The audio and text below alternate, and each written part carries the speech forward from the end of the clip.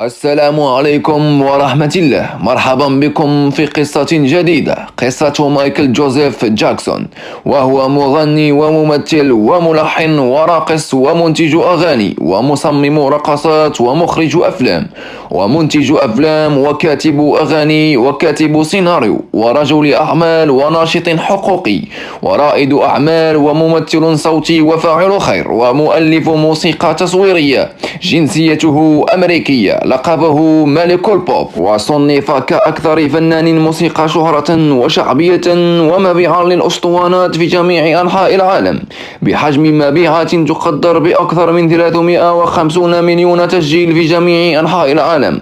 كما اعتبر أهم وأقوى نجم تأثيرا في مجال الموسيقى على مر التاريخ، وأول شخصية تدخل موسوعة جينيس للأرقام القياسية بأكثر من 21 مرة على الإطلاق، جعلت منه مساهمته في مجال الموسيقى والرقص والأزياء بالإضافة إلى حياته الشخصية المعلنة أيقونة عالمية راسخة في الثقافة الشعبية العالمية لأكثر من 4 عقود.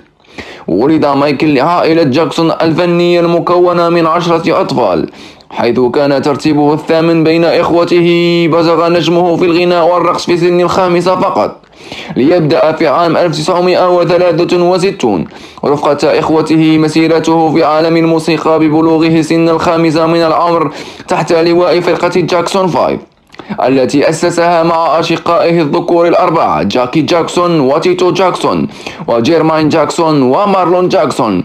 ثم تحول بعدها للغناء الفردي، بينما كان عضوا في الفرقة عام 1971 مع شركة موتاون للتسجيلات.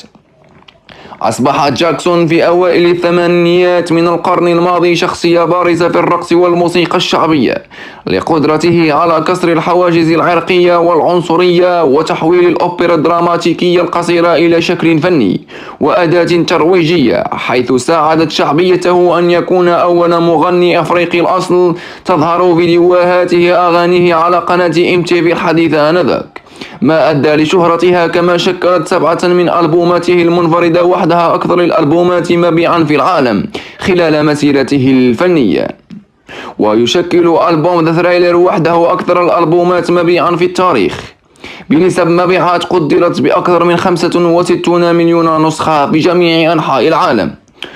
ويعد جاكسون أحد الفنانين القلائل الذين قدموا مرتين في الصالة الفخرية للروك أند رول، وقاعة مشاهير كتاب الأغاني، وقاعة المشاهير الرقص، باعتباره الراقص الأول والوحيد من عالم الموسيقى البوب والروك.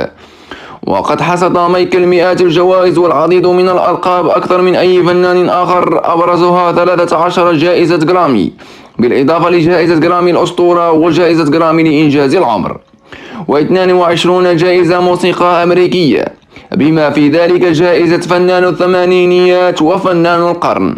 وخلال مشواره الفردي تصدرت 13 أغنية من أغانيه الفردية المرتبة الأولى في الولايات المتحدة الأمريكية، محققا نسب مبيعات تخطت المليار تسجيل حول العالم.